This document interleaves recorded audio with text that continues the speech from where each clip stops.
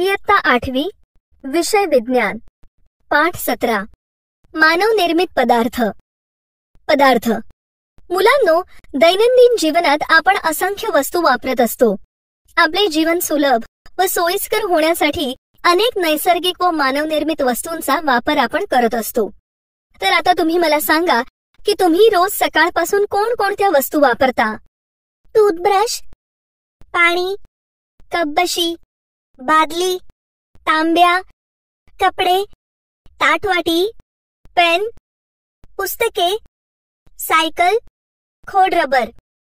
बरोबर. अशा कितीतरी वस्तू आपण रोज वापरत असतो.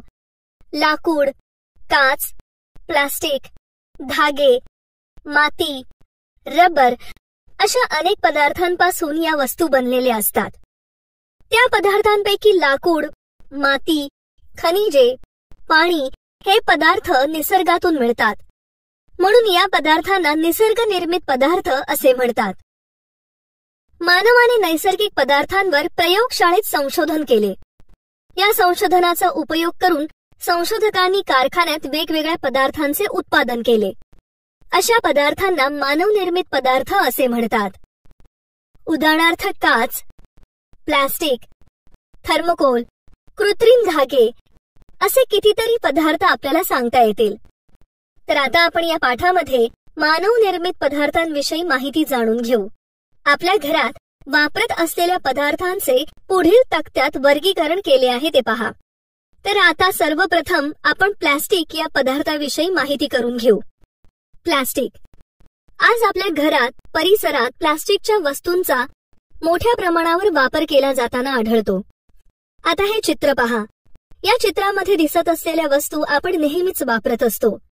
मग प्लास्टिक म्हणजे नेमके काय? तर अकार्यता गुणधर्म असणारा व सेंद्रिय बहुवारिकांपासून बनवलेला मानव निर्मित पदार्थ म्हणजेच प्लास्टिक होय. प्लास्टिक हा एक अधातू आहे. यामध्ये कार्बन हा मुख्य घटक असतो. जमिनीच्या पोटातून किंवा समुद्रातून मिळणारे तेल प्रथम शुद्ध करून घ्यावे लागते. त्यासाठी ते तापवून वेगवेगळ्या तापमानाला उकळणारे भाग वेगवेगळे केले जातात. त्यापासून प्लास्टिकची निर्मिती होते. सर्व प्रकारच्या प्लास्टिकची रचना एकसारखी नसते. काही प्लास्टिक रचनेने चक्राकार तर काही रेखीय असते. उष्णता मिळाल्यानंतर होणाऱ्या परिणामानुसार प्लास्टिकचे थर्मोप्लास्टिक म्हणजेच उष्मामृदू आणि थर्मोसेटिंग म्हणजेच उष्मादृढ या दोन प्रकारात विभाजन करता येते. ज्या प्लास्टिकला हवा तसा आकार देता येतो त्या प्लास्टिकला थर्मोप्लास्टिक म्हणतात. उदाहरणार्थ पॉलिथिन किंवा पीव्हीसी यांच्यापासून बनवलेली खेळणी, कंगवे, प्लास्टिकचे ताट, द्रोण इत्यादी वस्तू. तर ज्या प्लास्टिकला एकदा साच्यामध्ये टाकले व त्यानंतर त्याला एखादा आकार प्राप्त झाला की तो परत बदलता येत नाही, अशा प्लास्टिकला थर्मोसेटिंग म्हणजेच उष्मादृढ असे म्हणतात. उदाहरणार्थ विद्युत उपकरणाची बटणे, कुकरचे हँडलवरील आवरण इत्यादी. असे प्लास्टिकचे दोन प्रकार आपल्याला सांगता येतील. हे चित्र पहा. या चित्रातील वस्तू पाहिल्यानंतर आपल्याला प्लास्टिकचे दोन्ही प्रकार लक्षात येतात. प्लास्टिकचे गुणधर्म. प्लास्टिक गंजत नाही. प्लास्टिकचे विघटन होत नाही. प्लास्टिकवर हवेतील आर्द्रता, उष्णता, पाऊस यांचा सहजासहजी परिणाम होत नाही. प्लास्टिकपासून विविध रंगांच्या वस्तू बनवता येतात. ते वजनाने हलके असते. अकार्यता या गुणधर्मामुळे त्याला कोणताही आकार देता येतो. प्लास्टिक उष्णतेचे व विजेचे दुर्वाहक आहे. हे प्लास्टिकचे गुणधर्म आहेत. आता आपण प्लास्टिकचे प्रकार आणि त्यांचे उपयोग याविषयी माहिती जाणून घेऊ. प्लास्टिकचे प्रकार आणि उपयोग. थर्मोप्लास्टिकचे प्रकार. मुलांनो, पॉलिविनाइल क्लोराईड, पॉलिस्टायरीन, पॉलिइथिलीन, पॉलिप्रोपिलीन हे सर्व थर्मोप्लास्टिकचे प्रकार आहेत. पॉलिविनाइल क्लोराईडचा उपयोग बाटल्या, रेनकोट, पाईप, हँडबॅग, बूट, विद्युत वाहक, तारांची आवरणे, फर्निचर, खेळणी, दोरखंड बनवण्यासाठी होतो. पॉलिस्टायरीनचा उपयोग रेफ्रिजरेटर सारख्या विद्युत उपकरणांचे उष्मारोधक भाग, यंत्रांचे गिअर, खेळणी, वस्तूंची संरक्षक आवरणे उदाहरणार्थ सीडी डीव्हीडीचे कव्हर बनवण्यासाठी होतो. पॉलीइथिलीनचा उपयोग दुधाच्या पिशव्या, मऊ गार्डन पाईप, पॅकिंगच्या पिशव्या इत्यादी वस्तू बनवण्यासाठी होतो. पॉलीप्रोपिलीनचा उपयोग लाऊडस्पीकर, वाहनाचे भाग, दोरखंड, चटया, प्रयोगशाळेतील उपकरणे बनवण्यासाठी होतो. थर्मोसेटिंग प्लास्टिकचे प्रकार: बॅकेलाइट, मेलेमाइन, पॉलियुरेथेन आणि पॉलिएस्टर हे थर्मोसेटिंग प्लास्टिकचे प्रकार आहेत. बॅकेलाइटचा उपयोग रेडिओ, टीव्ही, टेलिफोन यांचे कॅबिनेट, इलेक्ट्रिक स्विच, खेळणी, गृहोपयोगी वस्तू, कुकरचे हँडलवरील आवरण बनवण्यासाठी होतो. मेलेमाइनचा उपयोग कपबशा, प्लेट, ट्रे, विमानाच्या इंजिनचे काही भाग, विद्युतरोधक व ध्वनिरोधकांची आवरणे बनवण्यासाठी होतो. पॉलियुरेथेनचा उपयोग सर्फबोर्ड, छोट्या बोटी, फर्निचर, वाहनांचे सीट्स बनवण्यासाठी होतो. पॉलिएस्टरचा उपयोग तंतू काच, लेझर प्रिंटर्सचे टोनर्स बनवण्यासाठी तसेच कापड उद्योगात होतो.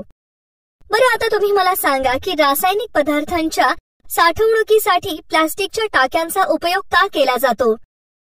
कारण प्लास्टिक गंजत नाही, शिवाय वाहतुकीसाठीही हलके असते आणि त्यावर रसायनांचा परिणाम होत नसेल म्हणून. छान. प्लास्टिक गंजत तर नाहीच, तसेच त्याचे सहजासहजी विघटनही होत नाही. प्लास्टिक काचेसारखे लवकर फुटत नाही, म्हणून रासायनिक पदार्थांच्या साठवणुकीसाठी प्लास्टिकचा वापर केला जातो. बरं, आता सांगा, घरगुती वापराच्या विविध वस्तूंची जागा प्लास्टिकने का घेतली आहे? प्लास्टिक हे वजनाने हलके असते, शिवाय ते गंजतही नाही. किमतीनेही ते स्वस्त असते, तसेच ते धुवायलाही सोपे जाते, म्हणून घरगुती वस्तूंची जागा प्लास्टिकने घेतली आहे. बाई, प्लास्टिक लाकडापेक्षा स्वस्त पडते, म्हणून आता खुर्च्या, टेबले, स्टूल्स, छोटी कपाटे, शेल्फ, पाट अशा वस्तूही प्लास्टिकच्या मिळतात. त्यामुळे लाकडासाठी होणारी वृक्षतोड कमी होते. पूर्वी बादल्या धातूच्या असायच्या, आता घरोघरी प्लास्टिकच्या बादल्या, टब, मग अशा वस्तू पाहायला मिळतात. बरोबर, प्लास्टिकचे उपयोग अनेक आहेत, मात्र त्याचे लवकर विघटन होत नाही, त्यामुळे ते पर्यावरणालाही हानिकारक आहे. त्याची माहिती आपण पुढे घेऊ. प्लास्टिक आणि पर्यावरण. तुम्हाला माहित आहे, तुमच्या घरात रोज प्लास्टिकच्या पिशव्यांमध्ये दूध, भाजीपाला व इतर सामान आणले जाते. त्या पिशव्यातील सामान काढून घेतल्यानंतर रिकाम्या पिशव्यांचे काय करतात? त्यांचा उपयोग दुसरे काही ठेवण्यासाठी केला जातो किंवा त्या फेकून दिल्या जातात. अगदी बरोबर. त्या पिशव्या फेकून दिल्यानंतर त्यांचे विघटन होत नाही. बरं सांगा, वापर करून फेकून दिलेल्या कॅरी बॅग्स, पाण्याच्या बाटल्या, दुधाच्या रिकाम्या पिशव्या यांचे पुनर्चक्रीकरण कसे होते? प्लास्टिक बाटल्यांपासून पॉलिस्टर धाग्याची निर्मिती करता येते, तर दुधाच्या पिशवीपासून शोभेच्या वस्तू बनवल्या जातात. कॅरी बॅगचा मात्र नंतर काहीच उपयोग होत नाही असं म्हणतात. अगदी बरोबर. मुलांनो, काही पदार्थांचे नैसर्गिकरित्या विघटन होते, अशा पदार्थांना विघटनशील पदार्थ म्हणतात.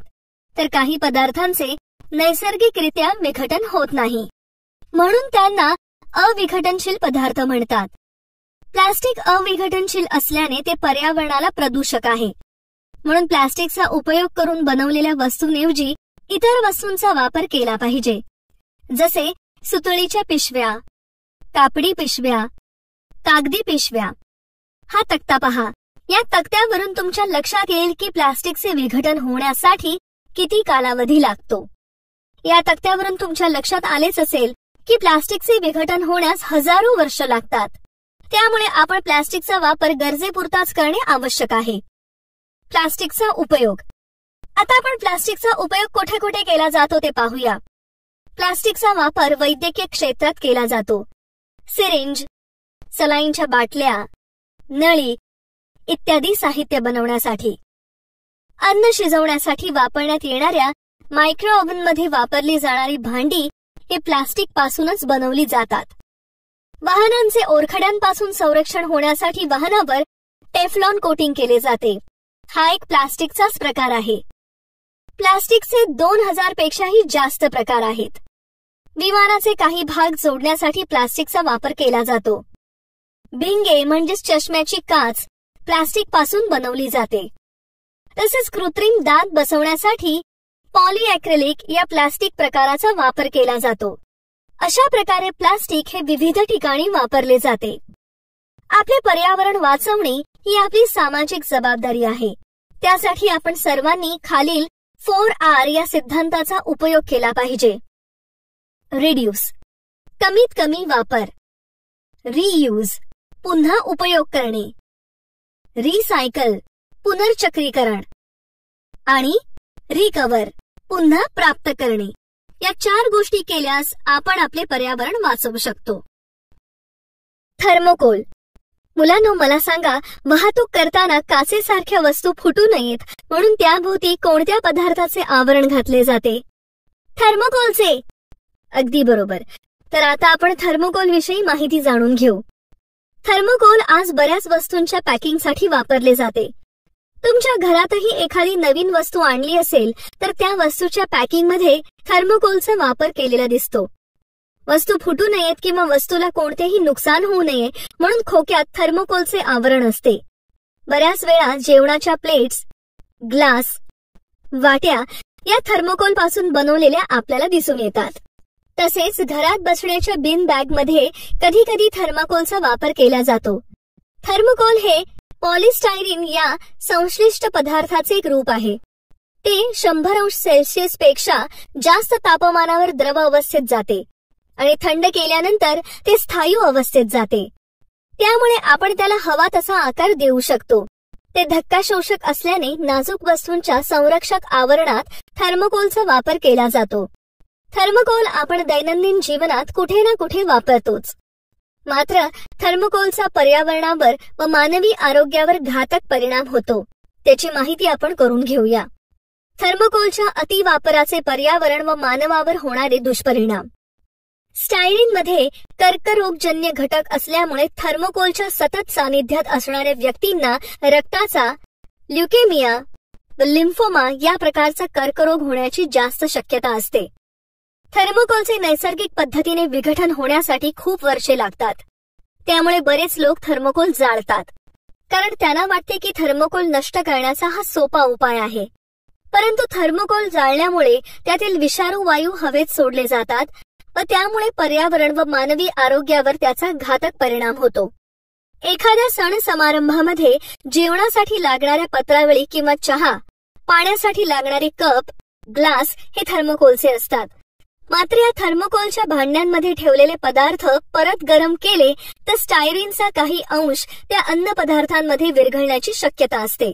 त्यामुळे अपाय होण्याची शक्यता असते. थर्मोकोल बनवणाऱ्या कंपनीत काम करणाऱ्या व्यक्तींच्या शरीरावर वेगवेगळे परिणाम होतात.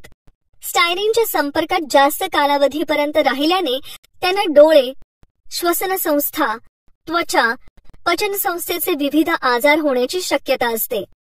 तसेच गर्भवती महिलांचा गर्भपात होण्याची शक्यताही असते.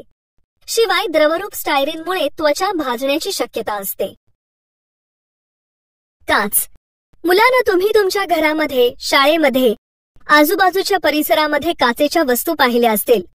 मग सांगा बरं, काचेचा वापर कशा कशासाठी केला जातो? घरात काचेचे ग्लास, बरण्या असतात. टीव्हीचा स्क्रीनही काचेचा असतो. तसेच खिडक्यांना काचा बसवलेल्या असतात. लोंबणारी झुंबर काचेचे असते. गाडीच्या खिडक्या काचेच्या असतात. प्रयोगशाळेतील नळ्या, चंचू पात्र काचेचे असते. बल्ब, ट्यूबलाइट काचेचे असतात. हल्ली जेवणाच्या टेबलावरही काच घालतात. फुलदाण्या, आरसे काचेचे असतात. घड्याळे, मायक्रोवेव्ह ओव्हनचे दार यासाठीही काच वापरतात. बरोबर.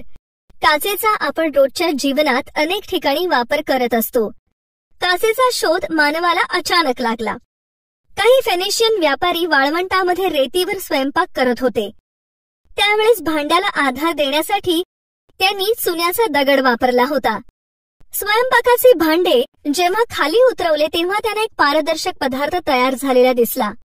हा पदार्थ वाळू व चुनखडी एकत्र तापवल्यामुळे तयार झाला असावा असे तर्क केले गेले.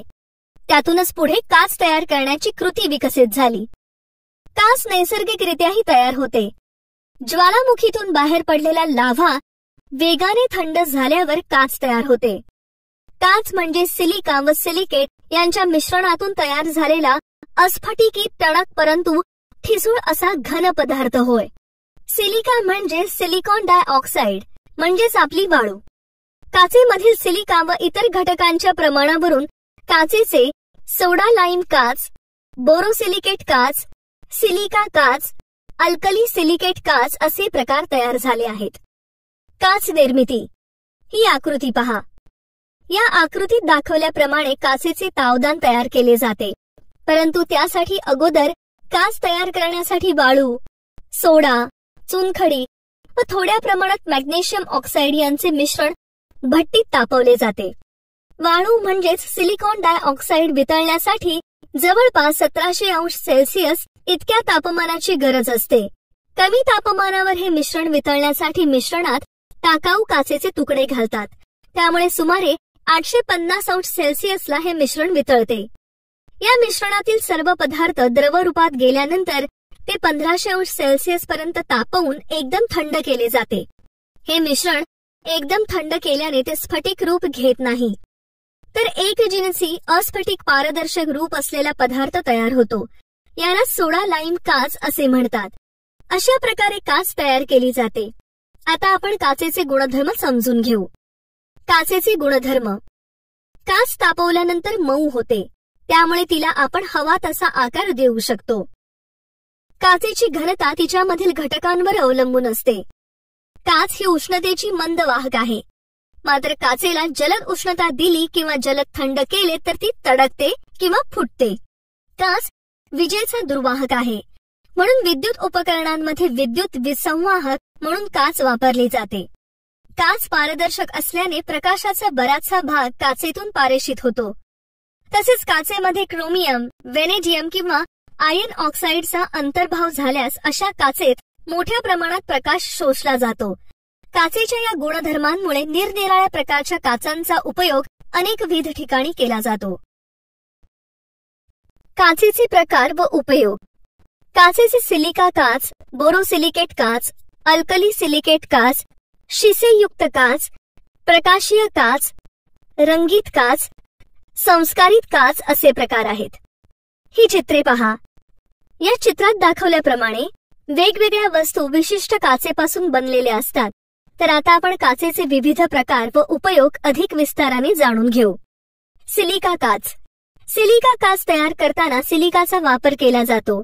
सिलिका काचेपासून तयार केलेल्या वस्तू उष्णतेमुळे कमी प्रमाणात प्रसरण पावतात. तसेच आम्ल किंवा आम्लारींचा या काचेवर काहीही परिणाम होत नाही. त्यामुळे प्रयोगशाळेतील काचेच्या वस्तू या सिलिका काचेपासून तयार केलेल्या असतात. बोरोसिलिकेट काच. बोरोसिलिकेट काच तयार करण्यासाठी वाळू, सोडा, बोरिक ऑक्साईड व ॲल्युमिनियम ऑक्साईड यांचे मिश्रण वितळवले जाते. या काचेचा औषधांवर कोणताच परिणाम होत नाही.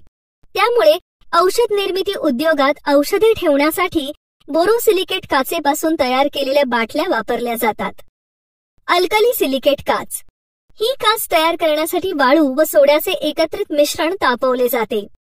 ही काच पाण्यात विद्राव्य असते, त्यामुळे या काचेला जलकाच किंवा वॉटर ग्लास असे म्हणतात. शिसेयुक्त काच. वाळू, सोडा, चुनखडी व लेड ऑक्साईड यांचे एकत्रित मिश्रण वितळवून शिसेयुक्त काच तयार केली जाते. ही काच चकचकीत असते, त्यामुळे या काचेपासून विजेचे दिवे, ट्यूबलाईट बनवल्या जातात. प्रकाशीय काच. वाळू, सोडा, चुनखडी, बेरियम ऑक्साईड व बोरॉन यांच्या मिश्रणातून ही काच तयार केली जाते. चष्मे, दुर्बिणी, सूक्ष्मदर्शी यांची भिंगे बनवण्यासाठी प्रकाशीय काचेचा वापर केला जातो. रंगीत काच. सोडा लाईम काच रंगहीन असते, त्यामुळे या काचेला विशिष्ट प्रकारचा रंग येण्यासाठी काच तयार करताना मिश्रणामध्ये विशिष्ट धातूंचे ऑक्साईड मिसळले जातात. उदाहरणार्थ, निळसर हिरवी काच तयार करण्यासाठी फेरस ऑक्साईड वापरले जाते, तर लाल रंगाची काच तयार करण्यासाठी कॉपर ऑक्साईडचा वापर केला जातो. संस्कारित काच. काचेची उपयुक्तता व गुणवत्ता वाढवण्यासाठी व टिकवण्यासाठी काचेवर काही विशिष्ट असे संस्कार केले जातात. त्यातूनच स्तरित काच, प्रबलित काच, सपाट काच, तंतुरूप काच, फेन काच, अपारदर्शक काच तयार केली जाते. काचेचा पर्यावरणावर होणारा परिणाम. मुलांनो, काच तयार करताना ते मिश्रण 1500°C इतके तापवावे लागते. त्यामुळे यासाठी लागणाऱ्या इंधनांच्या ज्वलनामधून sulphur dioxide, nitrogen dioxide, carbon dioxide असे हरितगृह वायू बाहेर सोडले जातात. त्यांचा पर्यावरणावर वाईट परिणाम होतो. म्हणून आपण काचेचे पुनर्चक्रीकरण केले पाहिजे आणि आपले पर्यावरण वाचवले पाहिजे. काच ही अविघटनशील आहे. त्यामुळे काचेचे उपयोगात नसलेले तुकडे पाण्याबरोबर जलाशयात वाहून जातात. त्यामुळे पाण्यातील अधिवासावर अवलंबून असणाऱ्या जीवांना हानी पोहोचते. तसेच काचेच्या तुकड्यांमुळे सांडपाण्याची विल्हेवाट लावणारी गटारे तुंबतात. त्यामुळे विविध समस्यांना तोंड द्यावे लागते. अशा प्रकारे काचेचे पर्यावरणावर अनेक परिणाम होत असतात. हे परिणाम टाळण्यासाठी आपण सर्वांनी प्रयत्न केले पाहिजेत. हे एक आपले सामाजिक कर्तव्य आहे. बरं, आता तुम्ही मला सांगा, सूर्यप्रकाशामुळे अपघटन होऊ नये म्हणून काही विशिष्ट पदार्थ कोणत्या प्रकारच्या काचेच्या बाटलीमध्ये साठवले जातात? अँबर रंगाच्या म्हणजे पिवळसर तपकिरी बाटल्यात काही विशिष्ट पदार्थ साठवले जातात. अगदी बरोबर. सूर्यप्रकाशामुळे विघटन होऊ नये म्हणून काही विशिष्ट पदार्थ यामध्ये साठवले जातात. कारण या रंगामुळे सूर्यप्रकाशातील अतिनील किरणे बाटलीतील काचेत शिरू शकत नाहीत. त्यामुळे पदार्थांमध्ये रासायनिक प्रक्रिया घडून येत नाही. म्हणूनच काही विशिष्ट प्रकारच्या औषधी अशा प्रकारच्या काचेच्या बाटलीमध्ये साठवल्या जातात. रस्ता अपघातामध्ये इजा होऊ नये म्हणून वाहनामध्ये कोणत्या प्रकारची काच वापरली जाते? बाई, मी इंटरनेटवर पाहिलं. वाहनामध्ये लॅमिनेटेड सेफ्टी ग्लास नावाची खास प्रकारची संस्कारित काच वापरली जाते. अगदी बरोबर. या प्रकारची काच फुटली तरी तिचे मोठमोठे वेडेवाकडे किंवा धारदार तुकडे होत नाहीत, तर ती फुटली तरी जागच्या जागीच राहते. कारण या प्रकारच्या काचेत काचेच्या 2 किंवा त्याहून अधिक थरांमध्ये पॉलिव्हिनाइल ब्युटिरलचा किंवा इथिलीन विनाइल ऍसिटेटचा एक थर घातलेला असतो.